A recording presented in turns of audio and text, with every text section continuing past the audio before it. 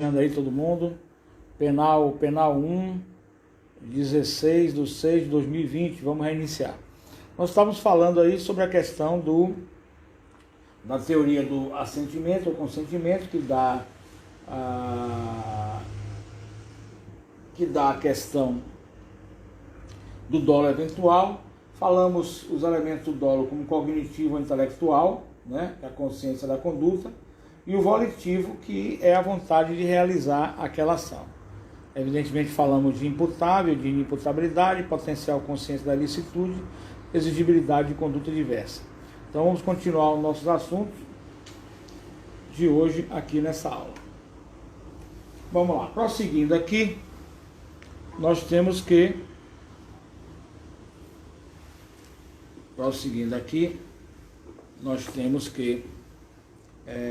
vamos prosseguir. Nós temos a seguinte situação. O dolo, ele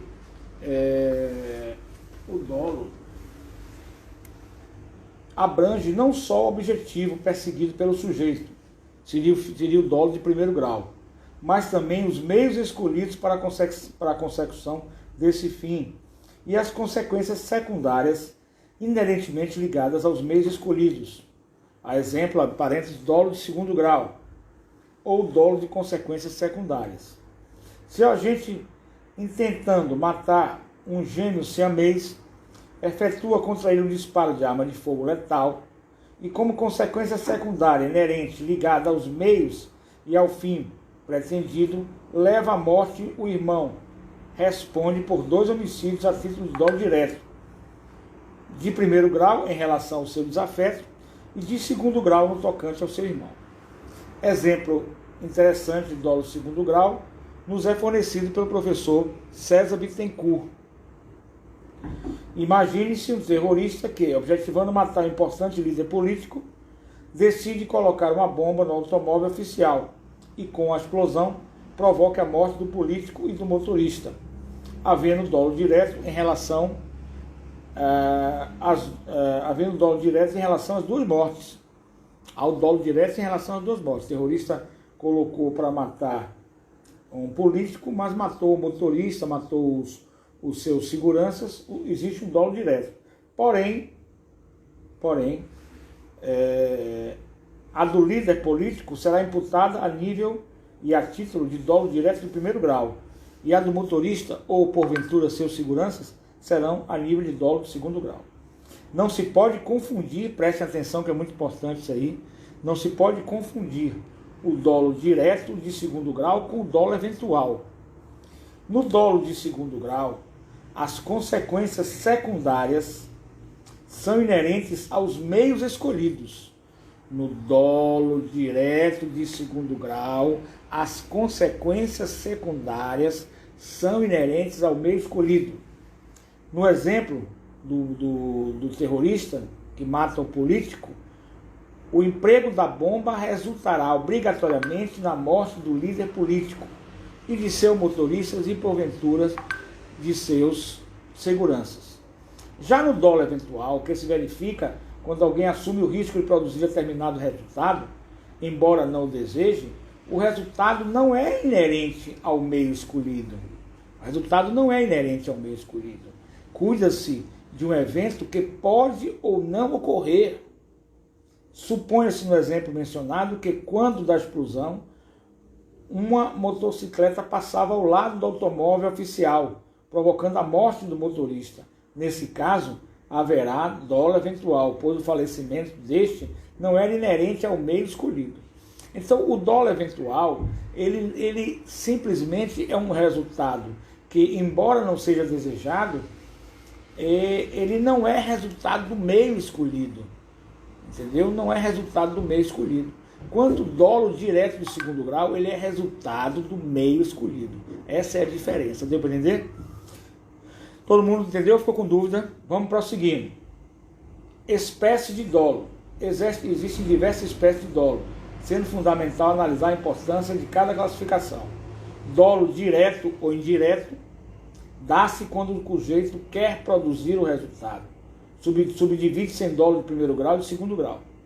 Dolo indireto ou imediato. O primeiro é dolo direto ou imediato, que é o dolo direto de primeiro grau e de segundo grau. O dolo indireto ou imediato subdivide-se em dois. Em eventual, o agente não quer produzir o resultado, mas com sua conduta assume o risco de fazê-lo. E alternativo, o agente quer produzir um ou outro resultado, por exemplo, matar ou ferir. Há quem entenda que o dolo eventual difere do dolo direto quanto à possibilidade de tentativa. Vamos à questão de tentativa. Na tentativa, é uma explicação clássica, um crime considera-se tentado quando o autor, depois de dar início à sua execução, não consegue consumá-lo por circunstâncias alheias à sua vontade. Não seria possível, destarte, falar-se em dolo eventual no crime tentado, uma vez que essa figura pressupõe a vontade de produzir o resultado, elemento ausente no dolo eventual. A vontade, o sistema volitivo, estaria ausente. É de se ver, contudo, que o Código Penal, por um absurdo, no meu entendimento, equipara dolo direto ao dolo eventual, no artigo 18, inciso 1. E, ao tratar da forma tentada, artigo 14, inciso 2. Não faz qualquer distinção expressa quanto à sua aplicação. E a posição adotada do STJ, Superior Tribunal de Justiça, é a seguinte, abre aspas, o STJ, Superior Tribunal de Justiça, reconhece a compatibilidade entre o dolo eventual e a tentativa, consequentemente cabível a decisão de pronúncia do agente em razão da suposta prática de tentativa de homicídio na direção de veículo automotor. Então, é o que diz aí a jurisprudência do Superior Tribunal de Justiça. O dolo de dano ocorre quando o agente pratica conduta visando lesar o bem jurídico tutelado na norma penal. E o dolo de perigo, o sujeito visa somente expor o bem jurídico a perigo, sem intenção de lesioná-lo. Existem crimes em que se mostra fundamental a análise do dolo, se de dano ou de perigo, para efeito de enquadrar corretamente a conduta e responsabilizar o agente ou infrator. Veja-se o caso do artigo 130 do Código Penal, que incrimina o ato de quem, sendo portador de doença venérea, realiza contato sexual capaz de transmiti-la. Se o agente pratica a conduta visando tão somente o prazer sexual, dolo de perigo, incorre no caput em que a pena de detenção de 3 meses a 1 ano. Se, por outro lado, objetiva transmitir a moléstia, dolo de dano, responde de forma qualificada prevista no artigo 1º, pena de reclusão de 1 a 4 anos, certo? E aí nós temos aqui exemplos desse dolo de perigo e dolo de dano. É quando, por exemplo, vamos dar um exemplo, um cidadão, sabendo que nós estamos em pandemia, sabendo que nós precisamos usar máscara, e hoje comprei não só máscara, óculos, mas aquele que fecha aqui, sabendo de tudo isso, esse cidadão vai às ruas sem máscara. Sem máscara. E na Finlândia está ocorrendo que uma autoridade, não é no Brasil, qualquer semelhança é mera coincidência. Na Finlândia, uma determinada autoridade está andando sem máscara, em aglomerações, e manda outro ministro também andar a fazer isso, e isso gera o que na sociedade? Uma dubiedade, uma situação dúbia. Ou você vai andar de máscara ou sem máscara, se aquela autoridade pode andar, eu também posso. E isso é um perigo de contágio. E aí está no artigo 268 do Código Penal Brasileiro. Eu penso que numa sociedade justa, numa sociedade em que nós temos o liberté, igualité, fraternité, liberdade, gera confusão mental nas pessoas. Liberdade, liberté, igualité, fraternité, liberdade, igualdade e fraternidade, nós temos que pensar nos outros. Se a gente não pensar nos outros, como é que nós vamos construir uma sociedade fraterna? Nós só conseguimos diminuir a violência se a gente construir uma sociedade mais justa, igualitária e fraterna. Então eu penso, é um pensamento meu, que qualquer autoridade, mas eu não recomendo vocês a fazerem isso na prática no Brasil, porque o Brasil, infelizmente, vocês sabem mais do que eu, e a Finlândia também, que nós estamos falando da Finlândia, não se respeitam as leis e vocês não vão dar uma de Don Quixote. Então, infelizmente, não se respeita a lei. Ser ético, ser correto, o seja, mas infelizmente não se respeita a lei, você também não vai procurar a briga. Mas na Finlândia, uma autoridade dessa, em qualquer país decente, poderia sair algemado.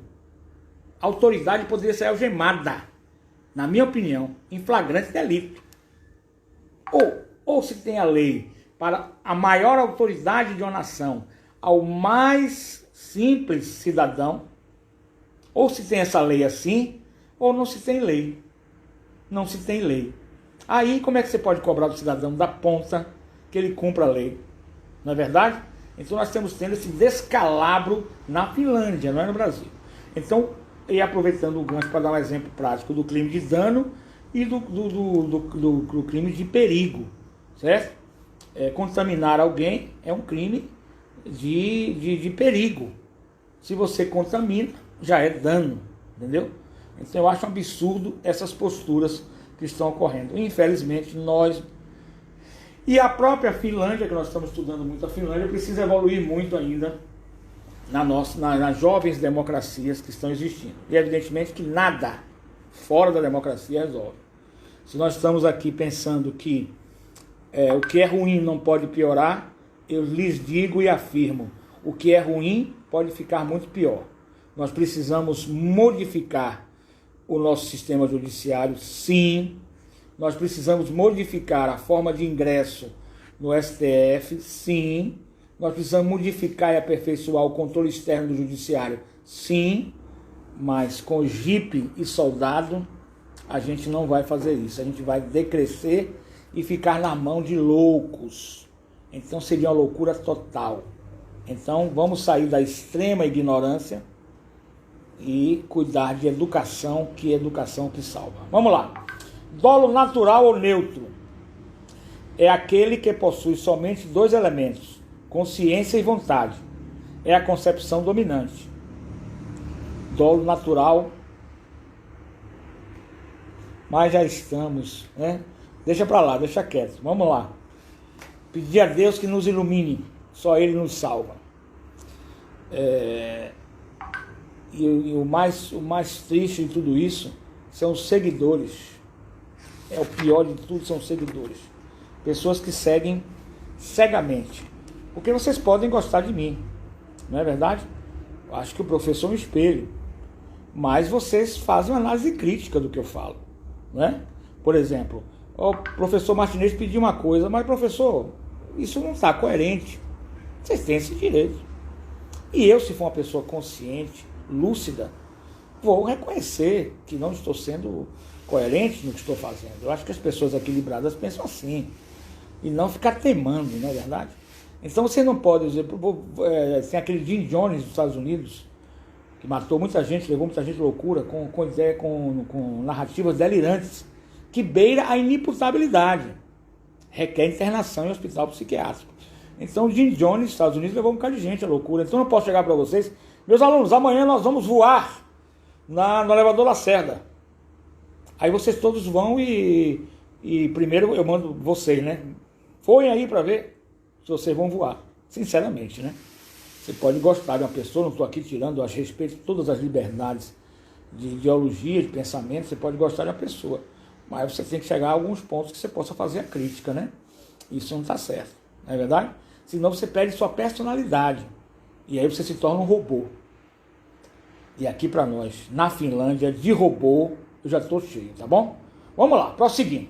Dolo natural ou neutro é aquele que possui somente dois elementos, consciência e vontade. É a concepção dominante. Dolo híbrido ou normativo é o que contém, além da consciência e da vontade, a consciência da ilicitude. Essa teoria é superada, pois a consciência da ilicitude faz parte da culpabilidade e não do dolo. Ela é transferida para a culpabilidade e não do dolo, certo? Bom, já ponderou-se que na doutrina um consenso doutrinário a respeito de ser o dolo puramente natural ou neutro. O dolo genérico ou específico, a gente já viu que encontram-se, esses dois conceitos se encontram defasados, não sendo aceitos por boa parte da doutrina. O dolo compreende apenas a vontade de realizar os elementos do tipo, a intenção especial a que se dirige a conduta do sujeito, previstas em alguns crimes, configura elemento subjetivo específico do tipo. Você não utiliza mais o termo dolo genérico ou dolo específico. E sim, você vai entrar em dolo como dolo, uma atitude natural e neutra, e você vai também para uma situação. Qual é a situação? É que qualquer especificidade é elemento subjetivo específico do tipo. Certinho, gente? Vamos agora para a nossa questão da culpa. Anote aí, porque é importante vocês fixarem esses pontos aí da questão da culpa. A questão da culpa, vamos lá? A questão da culpa, ela advém da seguinte situação. Dos seguintes elementos, pressupostos. Conduta voluntária. Tipicidade. Resultado é que é involuntário. Notem que na conduta, a conduta ela é voluntária. O que é involuntário é o resultado. Nexo causal. Quebra do dever de cuidado objetivo. Quebra do dever de cuidado objetivo nas seguintes condições. 2 pontos. Imprudência, negligência ou imperícia. Previsibilidade objetiva do resultado. E relação de imputação objetiva. Então nós temos aqui que os principais elementos que compõem também estão presentes. Fato típico do crime doloso. É o caso de da conduta, da tipicidade do resultado, do nexo causalidade e da relação de imputação objetiva. Vamos agora ao dever de cuidado objetivo e previsibilidade do resultado. O dever de cuidado consiste na imposição a todos prevista de atuar com cautela no dia a dia, de modo a não lesar bens alheios. Esse dever se apura objetivamente, ou seja, segundo um padrão mediano do homem médio, baseado naquilo que se esperaria de uma pessoa de mediana prudência e discernimento. Daí falar-se em dever de cuidado objetivo. A violação desse dever se externará por meio da imprudência, negligência ou imperícia. Isso na culpa. Porque o dever de cuidado e a previsibilidade do resultado, na minha doutrinação, no meu entendimento, ela pode existir também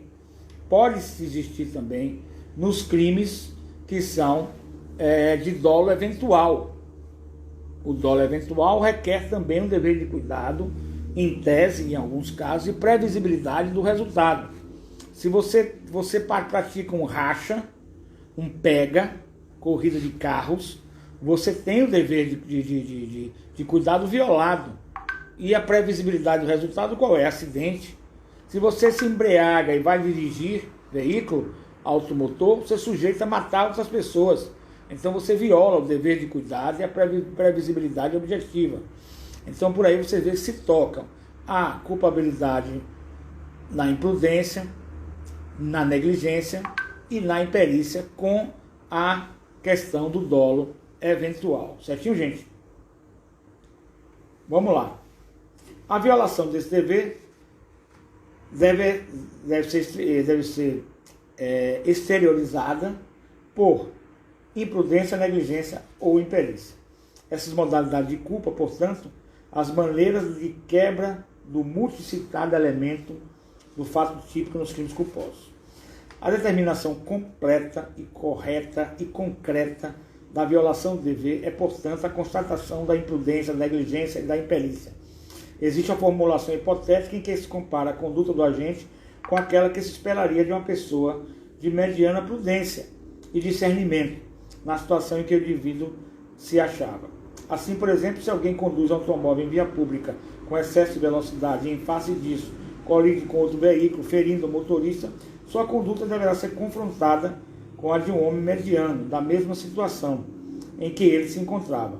Essa comparação revelará que o sujeito atuou com imprudência, quebrando o dever de cuidado objetivo, pois de uma pessoa medianamente cautelosa espera-se que, ao volante, obedeça às regras de trânsito, algo que o condutor responsável pelo acidente não fez. Certinho?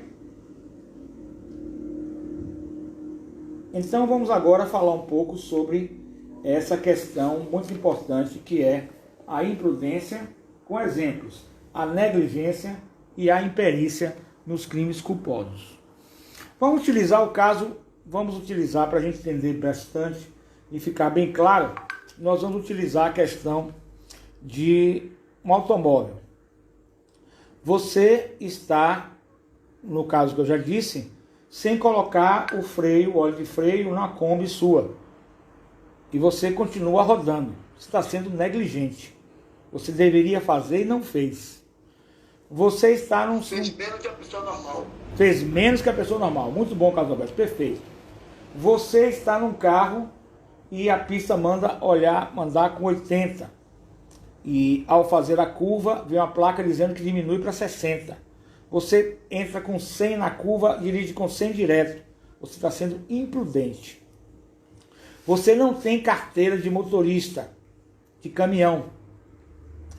Mas pega um caminhão de um amigo e sai na estrada viajando. Você está sendo imperito. Há uma imperícia aí, muito clara, com referência a isso aí. Tá bom, gente? Vamos agora prosseguindo na questão de uma diferenciação muito importante. Uma diferenciação muito importante que é a seguinte: não se pode confundir imperícia com o conceito jurídico de erro profissional. Sinônimo de erro de diagnóstico excusável. Leia-se que é isenta de responsabilidade. Exemplo: o médico, ao analisar o paciente, aplicou a técnica que os livros de medicina recomendavam. No entanto, seu diagnóstico foi errado, pois a pessoa contraíra outra doença diversa do que ele imaginava. O sujeito, em face dos medicamentos receitados pelo profissional, tem seu processo de deterioração do organismo acelerado e acaba morrendo. Nesse caso, o médico não responde pelo resultado, nem a título de culpa. A falta não foi sua, pois agiu de acordo com os conhecimentos de sua ciência, mas da própria medicina. Tanto que qualquer outro profissional medianamente preparado teria cometido o mesmo equívoco. Vamos dar um exemplo aqui agora clássico que está ocorrendo também na Finlândia. Na Finlândia nós estamos ocorrendo com a situação da hidroxicloroquina. Fazer só um apanhado rápido, eu tenho até um vídeo, vários vídeos, peço que vocês assistam, porque juristas, eles não só estudam direito. A característica do jurista é a possibilidade dele estudar tudo. O jurista tem que conhecer tudo, certo? Não que para efeito profissional, mas para efeito de pesquisa, de ciência. O jurista é o mais preparado de todos os profissionais, certinho? Ele se torna autodidata. Isso. Relacionado, deixa eu ler direitinho aqui o que ele falou. A negligência, Silvan. A negligência seria a falta de cuidado ou desleixo relacionado a uma situação. Certo. Já a imprudência consiste em uma ação que não foi pensada, feita sem precauções, e na imperícia é a falta de habilidade específica para o desenvolvimento de uma atividade técnica ou científica. Perfeito. E a imperícia também não é só técnica e científica, né? Qualquer forma de ofício ou arte, ou desempenho de qualquer atividade. É uma regra técnica. Mas a imperícia também pode existir, no meu modo de ver, quando você não sabe ligar um fogão, ou você não sabe colocar um gás, e você faz de forma a você, de qualquer maneira, sujeitando a um acontecimento lesivo. Mas voltando aqui, eu tenho estudos muito bons, porque eu tenho estudado muito a microbiologia. Ela diz que todos os manuais... Perfeito. Todos os manuais de equipamento, eles são obrigados a vir com as orientações, instruções para o uso. Isso. Mas se você não sabe fazer, tem que chamar alguém que faça. Se você não acertar a fazer, tem que chamar alguém que faça. Algum profissional que faça. Senão você estará sendo imperito também. Agora, voltando aqui. Eu faço vários estudos sobre a hidroxicloroquina. E a cloroquina e a hidroxicloroquina com azitromicina. Porque em vários países do mundo, né, se tem vendido o remédio como milagroso. Tanto é que o presidente Donald Trump diz que toma hidroxicloroquina, mas parou agora, né? Parou porque lá é um país sério, a FDA, que é como se fosse a Anvisa, hoje, parece que foi ontem, acabou de cancelar o uso massificado da hidroxicloroquina, certo? Se criou esse remédio, esse remédio como se fosse, esse remédio é antigo, perdão, e se fez esse hype, né? Se fez essa divulgação grande pelo médico francês Didier Vallot, vocês vão assistir no meu vídeo. Ele disse, apareceu na internet, fez uma pesquisa independente. Eu adoro a pesquisa independente, acho que a pesquisa não tem que ficar restrita ao meio acadêmico nem às revistas científicas, né? O ser humano tem inteligência para fazer livre e independente, mas tem que dizer, tem que ser honesto, não se dizer, essa pesquisa é livre e independente, é minha, lógico. Mas ele fez como se fosse científica, aproveitou aí dizendo que nós teríamos a cura da Covid-19, fez um hype muito grande, alguns políticos populistas, né, que gostam de fazer popularidade, que gostam de aparecer, e não tem, assim, tipo assim, uma vergonha, né, no sentido de depois ser desfeito ou desmoralizado. Aliás, os cientistas não estão tendo, né, quanto mais eles. Então, e depois ele manda essa hidroxicloroquina para outro país. Quando lá cancela, lá não pode usar, ele manda para a Finlândia. E a Finlândia aceita. É incrível, né? Mas deixamos para lá. Isso não vem ao caso no momento. Vem o caso é que o Conselho Federal de Medicina autorizou, no desespero, numa situação que nós estamos vendo desesperada de a pessoa sobreviver ou não, na dúvida, porque é um remédio ainda experimental, que embora tenha consequências colaterais, como por exemplo, cegueira lateral, arritmias, temos a disfunção renal, hepática, uma série de problemas que a hidroxicloroquina possa dar. Ela foi testada e comprovada para malária, ela foi testada e comprovada para o lúpus, que é uma doença, e foi testada e comprovada para artrite reumatoide. Para isso ela foi testada e comprovada, certo?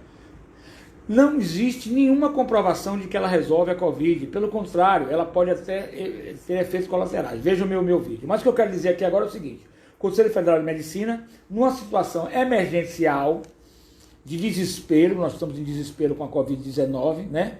E temos pela frente aí lideranças, aí vive Donald Trump, que loucamente manda você tomar até detergente, né? E várias pessoas foram parar no hospital por causa dessas loucuras.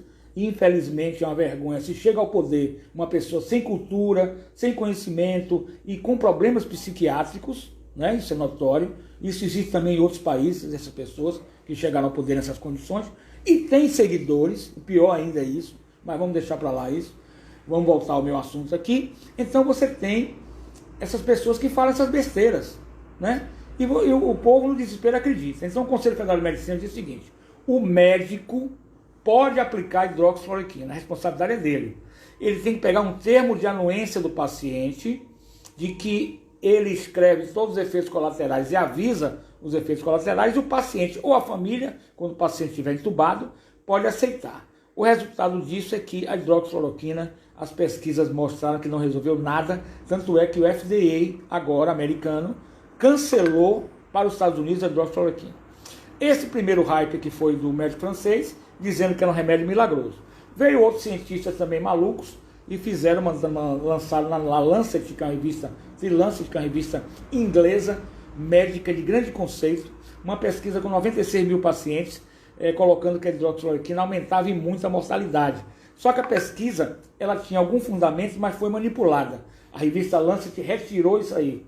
A OMS, seguindo essa revista Lancet no início, suspendeu, agora voltou, mas não voltou ao uso. Você só tem que entender as coisas. Voltou à pesquisa, porque nós temos uma grande gama de remédios e buscando a vacina. Então a hidroxicloroquina, junto com a azitromicina, é uma candidata. No futuro podemos dizer que ela resolve, mas hoje não. Pelo contrário, em medicina nós temos que ver, como em direito, os riscos e os benefícios. E os riscos dela são muito maiores do que os benefícios. Então, cabe aí a cada paciente decidir. Não obstante, o médico, voltando ao nosso ponto importante, o médico não comete erro profissional, nem imperícia, se ele passar a hidroxicloroquina, porque ele está amparado pelo Conselho Federal de Medicina, e se o paciente vier a morrer, porque ele já assinou um termo de compromisso. Embora a parte técnica é a responsabilidade do médico, não do paciente. Ele pode até não ir, mas o médico tem que decidir. Isso tem que ser feito no hospital, porque ele passa por monitoramento, né, de eletrocardiograma, para saber se, ao tomar a hidroxicloroquina, ele tem uma arritmia ou não, certo? E outros procedimentos. Em pacientes intubados, eu tenho o meu vídeo, se vocês, por favor, vejam, eu vou botar no AVAR, em pacientes intubados, em pacientes em estado grave, mas sem estar entubados, em pacientes na UTI, não resolveu nada. Nada. Pelo contrário, que se alguém saiu bem, foi por conta do seu sistema imunológico. E nos pacientes leves ou moderados é um grande risco, porque a doença da Covid se confunde com outra doença, certo? Você pode ter um resfriado, você pode ter uma outra situação que não é Covid, e aí você toma hidroxicloroquina, que você pode lhe causar a cegueira lateral. Observe que a cegueira lateral, quando você toma hidroxicloroquina, ela é irreversível. A arritmia pode gerar em você uma hipertensão permanente. E a paralisada do rim, você já sabe, né? O que vai acontecer, né? Seria um sistema de hemodiálise e você praticamente, para voltar ao que era, ou vai levar muito tempo ou não volta. Então, cuidado com esses entendimentos. Não obstante, nós não podemos ser irresponsáveis e dizer, não vamos continuar com as pesquisas. Vamos continuar com as pesquisas de hidroxicloroquina. Vamos continuar com a pesquisa da azitromicina. Mas os Estados Unidos já tem outra medicação mais eficiente e pegou o que excedia e quer mandar para a Finlândia. Joga na Finlândia aí esse negócio aqui, porque nós já cancelamos pelo FDA. Certinho? Então o que ocorre é isso aí, essa é a verdade. Não é remédio milagroso, não é remédio que resolve e não é remédio que foi inventado por ninguém. É bom que fique bem claro isso. O médico não responde por imperícia e nem vai responder por erro médico. Certinho? Agora, diferença da imperícia para o erro médico. Imperícia é aquele médico que, não sendo cirurgião, se mete a fazer uma cirurgia. É uma imperícia. Erro médico é quando ele usa de todos os meios necessários e falta alguma coisa que ele deveria ter feito ou que ele deveria ter feito o diagnóstico e não fez. É uma linha muito tênue para se distinguir o erro médico da questão da imperícia na parte médica. Gente, entendido esse raciocínio aí? Vamos agora a um assunto muito importante para vocês, que é a diferenciação de culpa consciente e inconsciente e diferença entre dolo eventual. Vamos lá? Os exemplos que eu dou aqui para vocês são exemplos que ocorrem em outros países.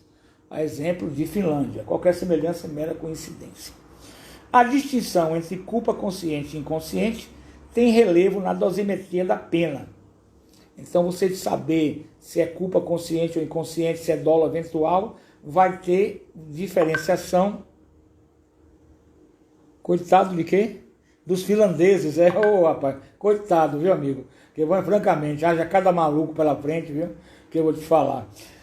Vamos lá, prosseguindo. A distinção entre culpa consciente e inconsciente tem relevo na dosimetria da pena, na aplicação da pena. Quando você for julgar e aplicar a pena entre o mínimo e o máximo, você faz a dosimetria da pena. Nesse momento que você faz a dosimetria da pena, você vai ver que a culpa consciente ou inconsciente ou dolo eventual vai prevalecer. Além do mais, se for dolo eventual, vai para o tribunal do júri. Se não for, não vai.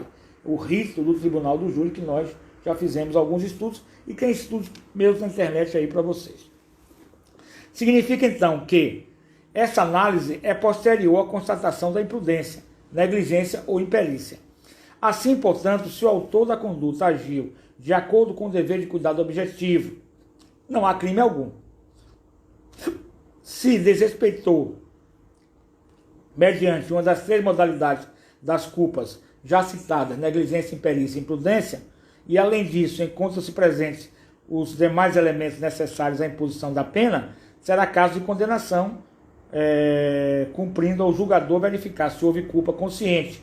Culpa consciente é aquela que tem previsão do resultado, ou inconsciente, sem previsão do resultado, a fim de dosar a sanção cabível, certo?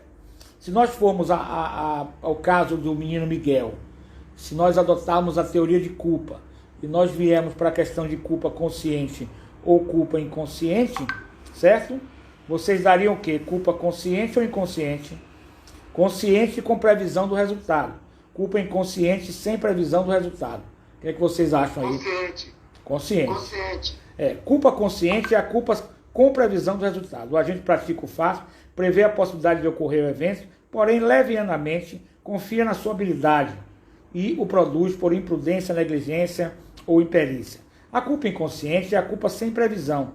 O sujeito age sem prever que o resultado possa ocorrer. Essa possibilidade nem sequer passa pela sua cabeça. E ele dá causa ao resultado por imprudência. Um exemplo.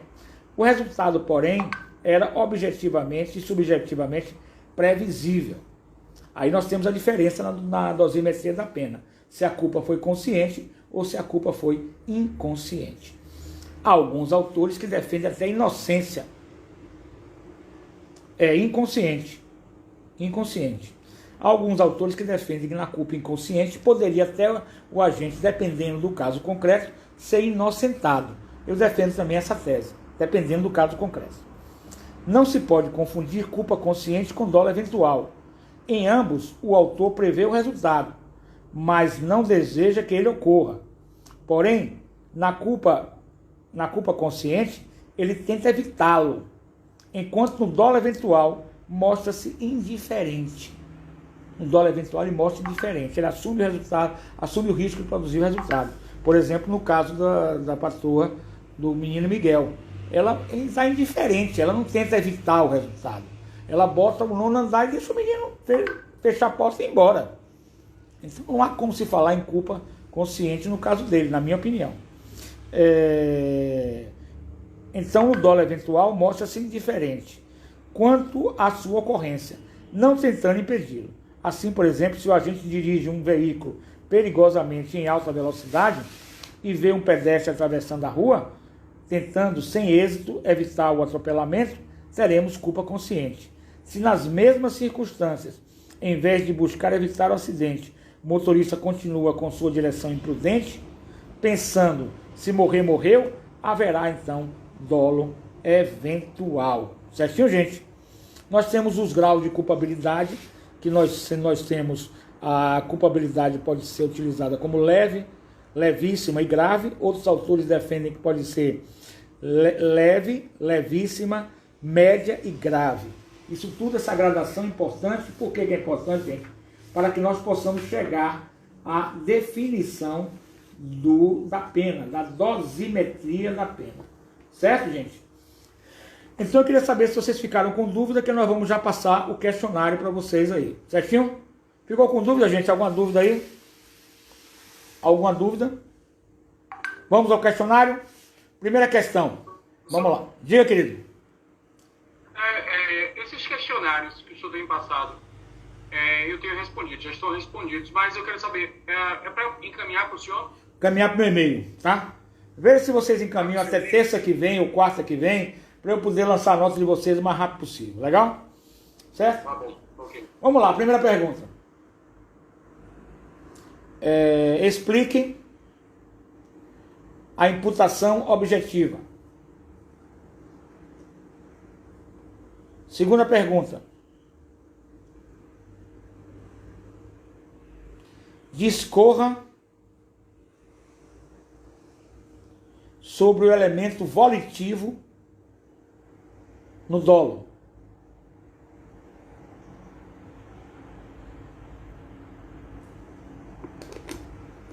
Discorra sobre o elemento volitivo no dolo.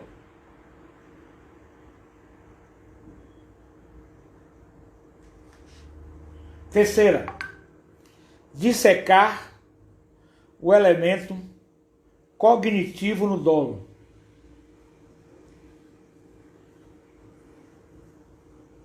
Quarta, fale sobre a teoria da vontade no dolo. Quinta, explique com exemplo a teoria do consentimento ou assentimento no dolo.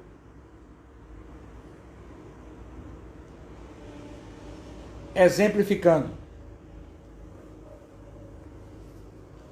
Que questão agora? Que questão agora? Sexta questão. Fale sobre... Professor, por favor, repita aí a questão 5, por favor. Pessoal, repita aí a questão 5 para ela aí.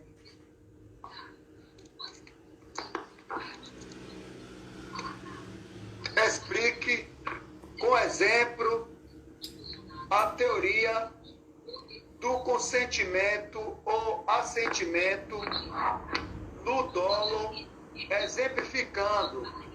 Copiou? Copiei, obrigada. Sexta. Fale sobre a teoria da representatividade no dolo. Sétima.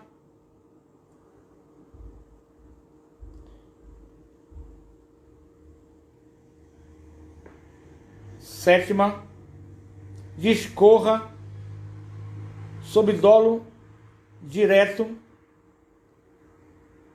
de primeiro grau.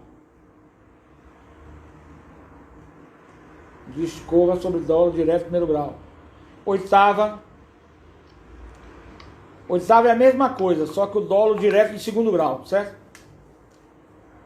A sétima discorra sobre o dolo direto de primeiro grau. A oitava discorra sobre o dolo direto de segundo grau.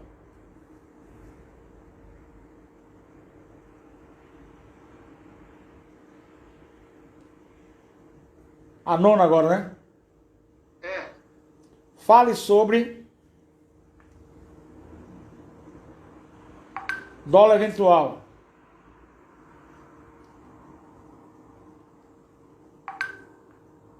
A décima. Explique a diferença entre culpa consciente e dolo eventual.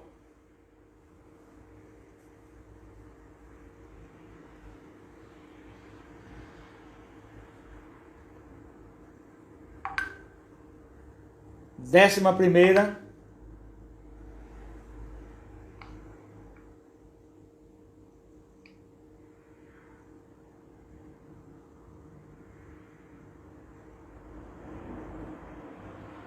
Explique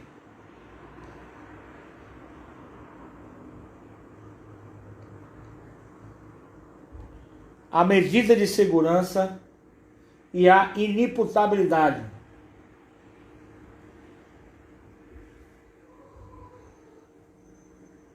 Décima segunda.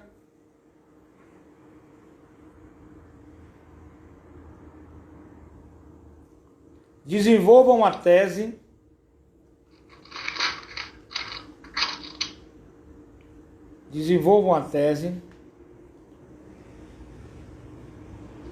sobre o caso do menino Miguel de Recife. Você já sabe qual é o caso, né? É. Desenvolvam uma tese sobre o caso do menino Miguel de Recife. Aí vocês ficam livres, tá? Eu não vou interferir. Agora não pode botar uma coisa sem pé nem cabeça, né? Mas optar por uma linha, por outra. Que questão agora? 13ª. 13ª. Fale e exemplifique sobre os elementos e as modalidades de culpa.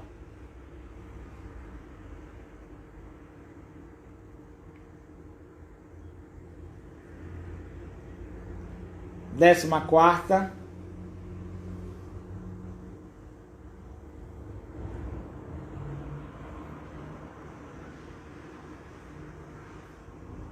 Faça um estudo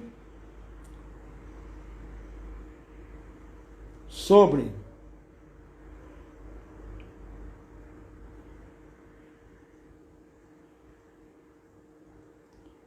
a imperícia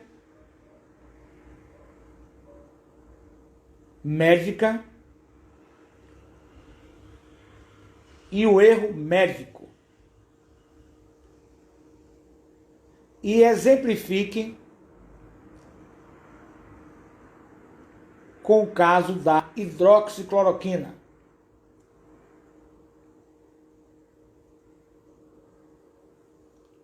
Que questão é agora? 15ª. 15ª. Faça um estudo sobre imputabilidade, semi-imputabilidade, porque inimputabilidade já pedi na questão anterior. Imputabilidade, semi-imputabilidade, potencial consciência da ilicitude e exigibilidade de conduta diversa. E exigibilidade de conduta diversa. Potencial de consciência da ilicitude e exigibilidade de conduta diversa.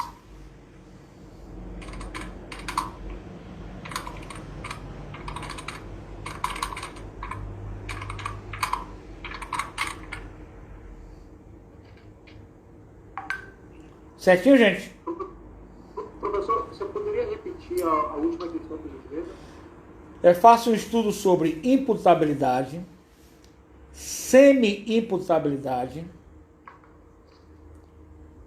imputabilidade, vírgula, semi-imputabilidade, vírgula, potencial consciência da ilicitude e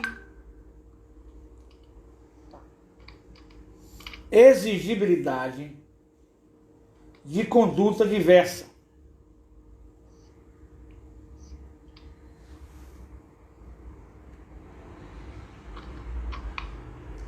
Certinho, gente? Obrigado, professor. Então, para a semana nós teremos nossa aula, nossa prova. Estudem, você tem como fazer essa prova aí da 0 hora até a 0 hora de terça-feira, me parece, né? Não é isso? Até as 0h59, né, da própria terça-feira. Façam logo esses questionários para me entregar logo, para poder todo mundo, para eu poder lançar as notas de vocês se prepararem para a V3. Nós vamos continuar com o nosso estudo, estarei sempre aqui nas terças-feiras, menos na prova, evidentemente, mas na outra feira, se vocês quiserem, estarei aqui para assuntos mais profundos, assuntos de casos reais, estudos, lives. Nós estamos aqui, a gente não para de estudar. Quero contar com a participação de vocês. Desejo bons estudos. Qualquer dúvida, eu estou no Zap. É só a gente se falar. Tá bom, gente? Alguma dúvida? Tá bom, professor. Alguma dúvida? Então, que o nosso Senhor Jesus Cristo abençoe vocês. Nos livre de todo o mal e de todas as pessoas que não têm lucidez e que são inimputáveis. Tá bom? Com certeza. E que tem seguidores, né? Um grande abraço para vocês. Uma boa noite para todos vocês. Um abração. Boa noite. Tchau, querido. Boa noite. Boa noite. Silvão é engraçado.